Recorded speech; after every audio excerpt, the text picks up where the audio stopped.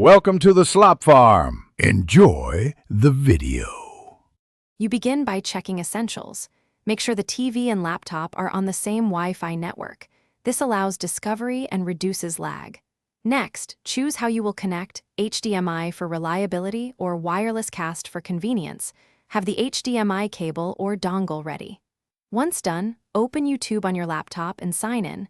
This lets you access subscriptions and playlists. Now, move to the connection step that fits your choice. If you chose HDMI, plug the cable into the laptop and the TV, then switch the TV input to that port and set your laptop to duplicate or extend the screen. You want stable video and proper scaling. If you chose wireless, open Chrome, select the menu, choose Cast, and pick the TV or Chromecast device. Casting streams the tab or desktop. Make sure you adjust resolution to match the TV, and switch audio output to the TV so sound plays from the speakers.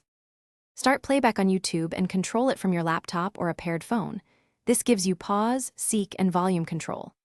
If your TV has the YouTube app, sign into the same account to access saved playlists and use the Cast button for direct control.